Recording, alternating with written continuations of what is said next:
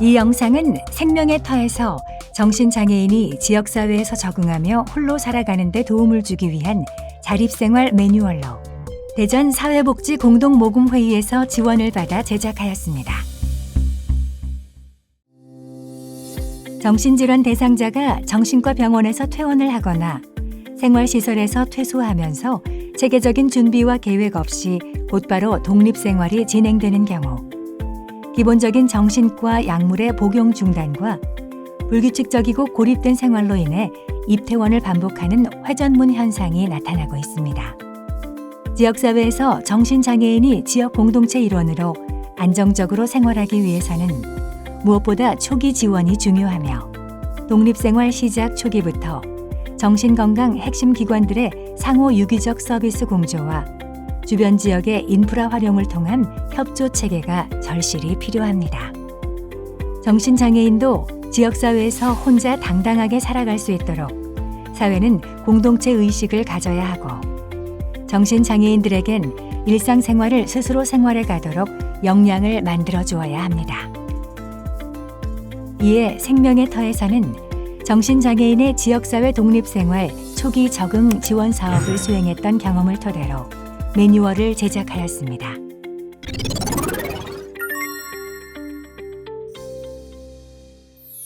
처음 홀로 서는 정신장애인을 위한 자립생활 매뉴얼 1 챕터 1 자립생활 길라잡이 하나 자립생활 도전해볼까.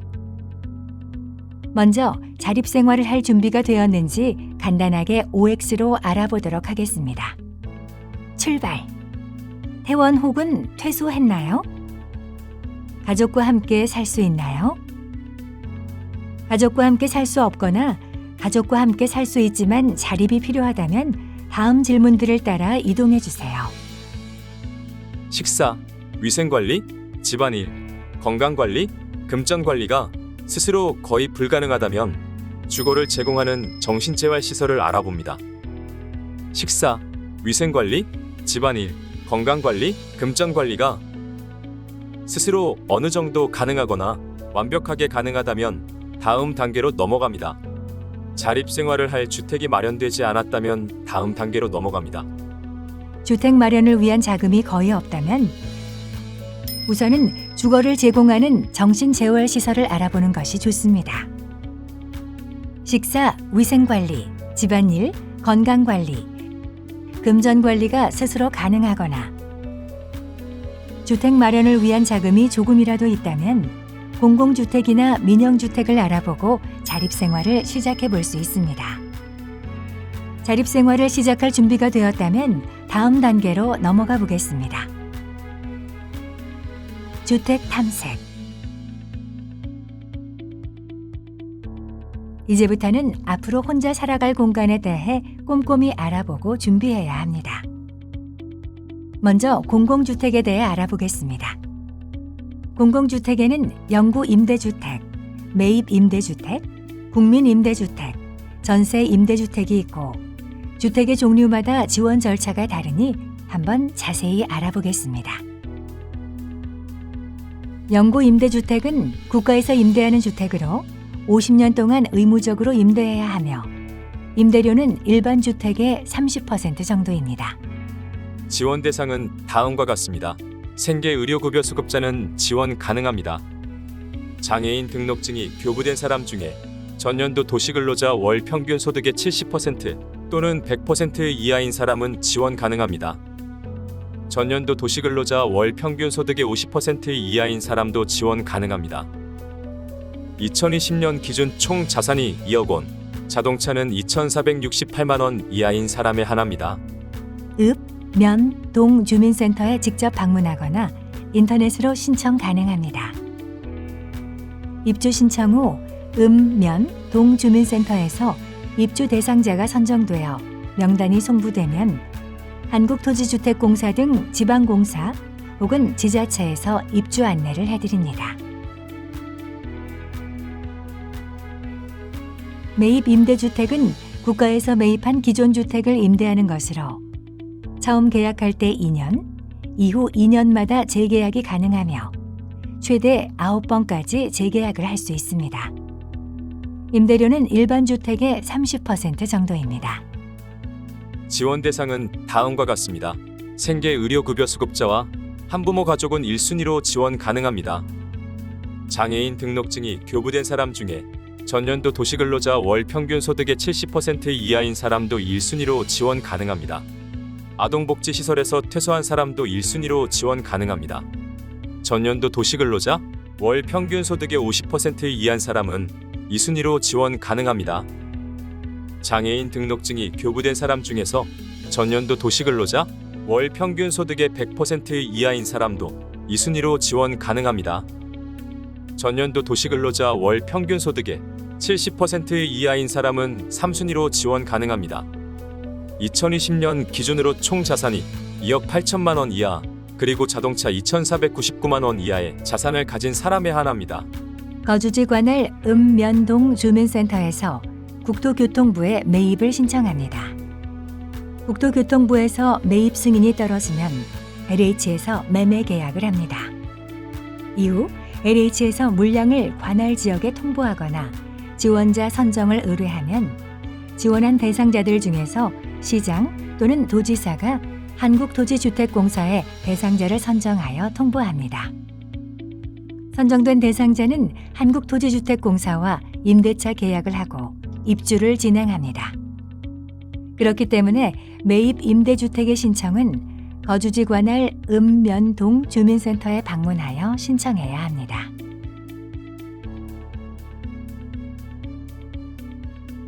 국민임대주택은 건설회사에서 국가재정과 주택도시기금을 지원받아 건설하여 공급하는 주택으로 30년 동안 의무적으로 임대해야 하며 임대료는 일반 주택의 60에서 80% 정도입니다. 전년도 도시근로자 가구 원수별 가구당 월 평균 소득의 70% 이하이면 신청 가능합니다. 2020년 기준으로 총 자산이 2억 8천만 원 이하, 자동차는 2,468만 원 이하인 사람에 한합니다. 장애인 등록증이 교부된 사람과 영구임대주택 퇴거자는 우선 공급 대상입니다. 국민임대주택은 한국토지주택공사, 지방공사, 주택관리공단에 직접 방문하거나 인터넷으로 신청할 수 있습니다. 신청 이후 대상자를 통합하여 조사한 후 지원 대상자를 확정합니다. 전세 임대주택은 국가에서 지급하는 주택으로 대상자가 거주를 원하는 주택을 선택하면 LH에서 전세 계약을 체결한 후 저렴하게 재임대하는 주택입니다. 처음 계약할 때 2년, 이후 2년마다 재계약이 가능하며 최대 9번까지 재계약을 할 수 있습니다. 임대보증금 한도액 범위 내에서 전세지금의 5%를 지원합니다. 전세지원금 중 임대보증금을 제외한 금액에 대한 연 1%에서 2% 사이의 이자 해당액을 월 임대료로 지원합니다. 지원 한도는 2020년 기준 7천만 원입니다. 1순위의 지원 대상자는 생계의료급여 수급자와 보호대상 중인 한부모 가족이고 장애인 등록증이 교부된 사람 중에서 전년도 도시근로자 가구당 월 평균 소득의 70% 이하인 사람도 지원 대상 1순위입니다.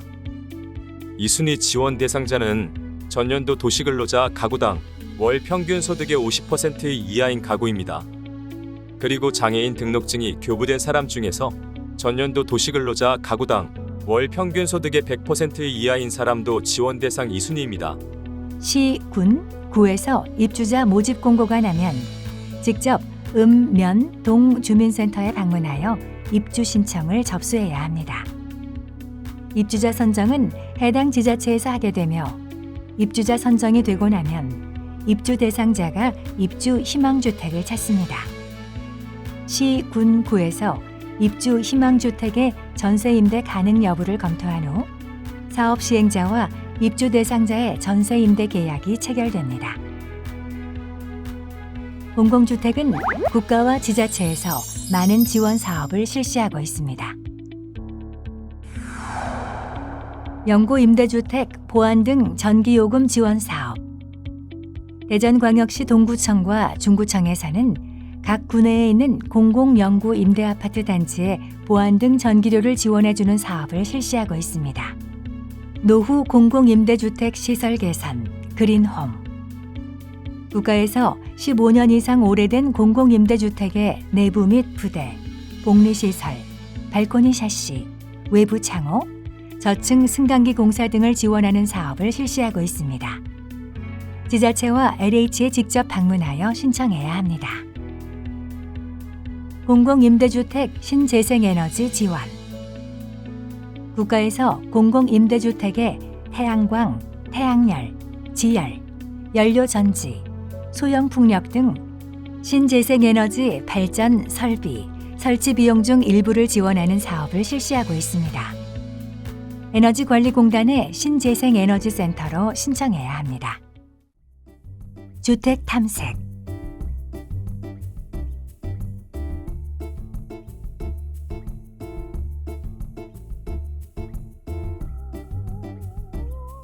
다음으로는 민영주택에 대해 알아보겠습니다. 민영주택이란 우리가 흔히 주변에서 볼 수 있는 일반 주택들로 아파트, 빌라, 오피스텔, 원룸, 단독주택 등이 있고 계약의 종류에는 매매, 분양, 전세, 월세가 있습니다. 집을 사는 것이 매매입니다. 본인이 집주인이 됩니다. 분양은 새로 지은 아파트나 빌라 등을 사는 것을 말합니다. 집주인에게 1년 이상의 계약 기간 동안 보증금을 내고 빌려 쓰는 것을 전세라고 합니다. 월세는 집주인에게 보증금을 내고 한 달마다 임대료를 내며 빌려 쓰는 것을 말하는데 1년 이상 장기간으로 살 때는 전세가 경제적일 수 있습니다. 보증금이란 전세나 월세를 계약할 때 집주인에게 주는 돈으로 계약 기간이 끝났을 때 돌려받을 수 있습니다. 융자란 집주인이 건물을 살 때 은행으로부터 대출을 받은 금액을 말합니다. 융자가 있는 집은 보증금을 돌려받기 어려울 수도 있으니 집을 계약할 때 신중히 선택해야 합니다. 민영주택을 계약하기 전에는 갖고 있는 자금이 충분한지 확인하고 보증금과 월세, 공과금, 관리비 등을 부담할 수 있는 상한선을 결정해서 거주할 지역과 주택의 종류를 결정해야 합니다. 그리고 지리적 특성도 고려해야 합니다. 근처에 사회복지시설이나 행정복지센터, 우체국 등의 관공서가 있는지, 편의점, 병원, 약국, 은행 등의 편의시설은 있는지, 버스 정류장이나 지하철은 있는지, CCTV, 가로등 같은 방범시설은 있는지, 낮과 밤 각각 1회씩 방문해 치안이 어떠한지 꼭 확인해야 합니다. 이러한 것들을 모두 확인한 후 계약을 할 때는 반드시 공인중개사를 통해서 계약을 진행합니다. 원하는 주택을 선택했다면 공인중개사를 찾아가 해당 집을 둘러봅니다. 공인중개사를 통해 해당 주택의 등기부등본을 떼보고 집에 융자가 있는지, 집주인과 계약자가 동일한 사람인지, 그 외에 문제는 없는지를 확인합니다. 계약 당일에 한 번 더 등기부등본을 떼어 문제가 없는지 확인합니다. 문제가 없다면 반드시 공인중개사를 통해 계약을 진행합니다. 계약을 할 때는 신분증, 도장, 계약금 등이 필요합니다. 계약금은 전세의 경우 보통 전세금의 5%입니다. 집주인과 본인의 도장을 모두 찍은 전세계약서는 그 지역의 주민센터를 찾아가 전입신고를 하고 확정일자를 받습니다. 확정일자는 보증금을 안전하게 보호하기 위한 수단입니다. 전입신고와 확정일자까지 무사히 마친 후 공인중개사에게 중개수수료를 지급합니다.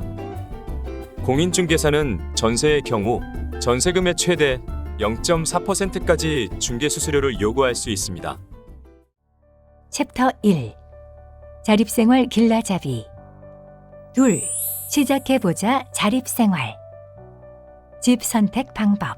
집을 선택할 때 중요한 몇 가지에 대해 알아보겠습니다. 채광. 창문이 어디를 향해 있느냐에 따라 햇빛이 들어오는 양이 다릅니다. 남향은 해가 가장 잘 드는 방향으로 여름에 시원하고 겨울에 따뜻합니다. 서양은 오후에 해가 들어와 비교적 따뜻하며 여름에는 더울 수 있습니다. 동양은 아침에는 해가 들어오지만 오후에는 해가 들어오지 않아 곰팡이가 생길 수 있고 겨울에는 추울 수 있습니다. 북향은 해가 잘 들지 않아 주로 어두운 편이고 여름에는 덥고 겨울에는 추울 수 있습니다. 내부 구조. 주택 내에 마련된 기본적인 가구들이 있는지, 창문을 열거나 환풍기를 틀었을 때 통풍은 잘 되는지, 곰팡이는 없는지, 주방이나 화장실의 수압은 적당한지, 방음은 잘 되는지, 보일러를 틀어보거나 온수를 틀어 보일러 작동이 잘 되는지, 방충망이나 방범창이 망가진 부분은 없는지, 소화기, 연기 감지기, 스프링클러 등 소방시설은 있는지, 보안시설은 어떤지를 확인해야 합니다. 외부 구조. 건물 전체 층수 중 어느 정도 위치인지, 건물을 지은 지는 얼마나 됐는지 등을 확인해야 합니다. 방음벽이 설치된 주택의 아래층은 햇볕이 잘 들지 않을 수 있습니다. 집안의 시설을 점검해서 빠지거나 망가진 시설이 없는지 확인합니다. 수리가 필요한 시설이 있다면 집주인에게 하자보수를 요청해야 합니다.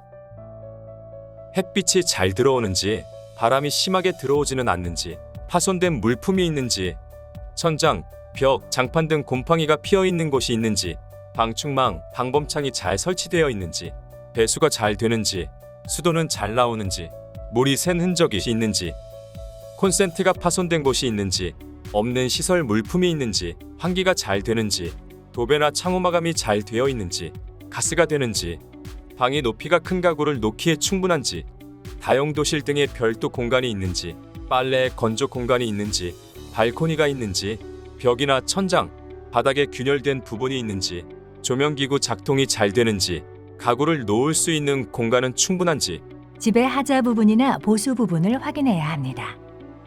집을 선택하고 계약도 마쳤다면 이사 준비를 해야겠죠? 이사에는 포장이사, 반포장이사, 일반이사, 용달이사, 보관이사 등의 방법이 있는데, 이사업체를 선정하고 계약할 때 고려해야 할 사항에 대해 알아보겠습니다.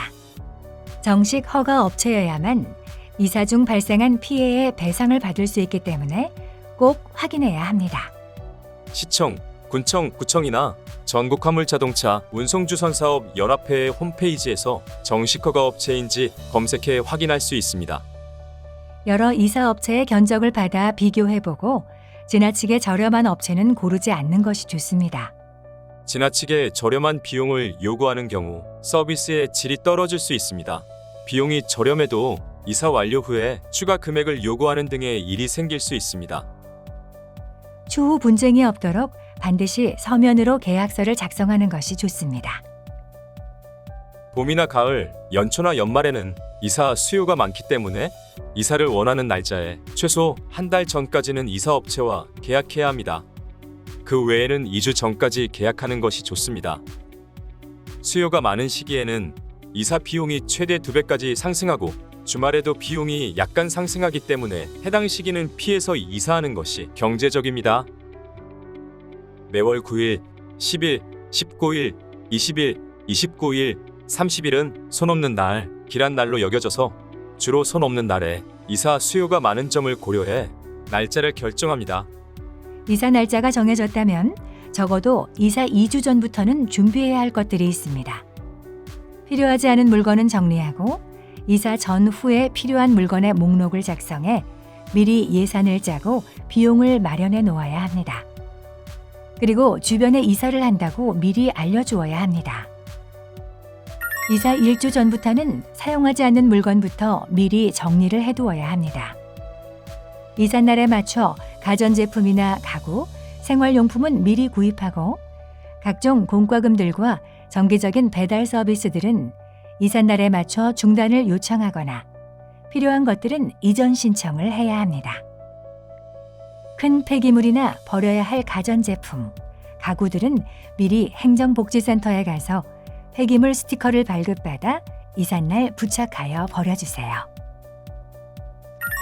이사 전날에는 이사업체의 일정을 최종적으로 확인하고 중요한 귀중품이나 현금, 통장 등은 따로 챙겨 놓아야 합니다. 다시 한번 빠진 이삿짐은 없는지, 버려야 할 물건은 없는지 확인하고 이삿날 필요한 청소 물품이나 이사업체 직원들에게 대접할 간단한 간식도 준비해 두면 좋겠죠.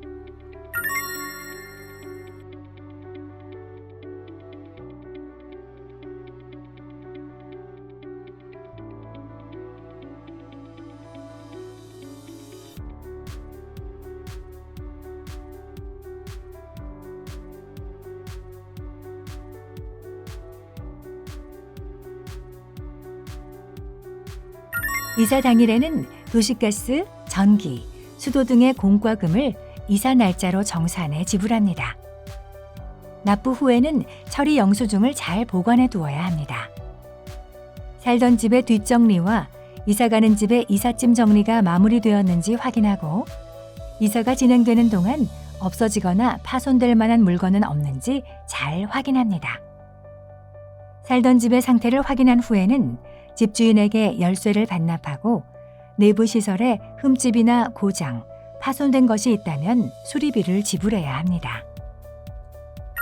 이사가 완료되고 나면 이삿짐이 잘 운송되었는지 확인해 파손, 분실된 물건이 있다면 업체에 바로 문의해 해결해야 합니다. 이삿짐 확인 후 이사 요금을 정산합니다. 이사한 곳을 청소하고 이삿짐을 정리하고 도시가스 설치를 신청합니다. 도시가스, 전기, 수도는 문제가 없는지 점검하고 이전 입주자의 사용 요금이 정산되었는지도 확인합니다.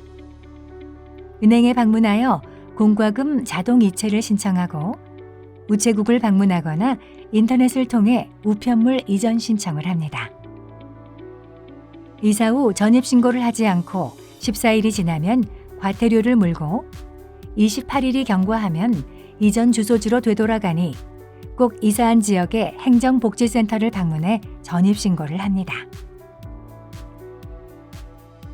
다음은 이사할 때 알아두면 유용한 서비스입니다. 폐가전제품 배출 예약 시스템. 이사할 때 생기는 대형 폐기물을 무상으로 수거하는 서비스를 제공합니다.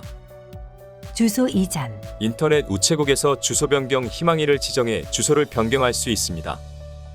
KT 무빙 주소 변경 서비스를 통해서도 주소 변경을 할 수 있습니다. 통신회사, 은행, 카드, 보험 등의 주소 변경을 한꺼번에 할 수 있어 편리합니다. 아름다운 가게. 재사용이 가능한 헌옷이나 각종 물품을 무료로 수거해 아름다운 가게에서 판매합니다. 홈페이지나 전화로 방문 수거를 신청하면 됩니다. 요금 감면 서비스. 사회적 취약계층을 대상으로 다양한 공과금을 감면해 줍니다. 생계, 의료급여 수급자나 주거, 교육급여 수급자, 차상위계층에 따라 전기요금, 가스요금, 수도요금, TV 수신료 등을 감면해 줍니다. 거주하고 있는 지역의 행정복지센터를 방문해 신청합니다. 포장이사 피해 상담 서비스. 이사 도중 물건 파손이나 분실 등의 피해가 발생했을 때 문의해 보상을 받을 수 있습니다. 우수 이사업체 검색. 국토교통부에서 정식 주선 허가를 받은 시스템으로 이사하고자 하는 지역에 우수 이사업체 검색이 가능합니다.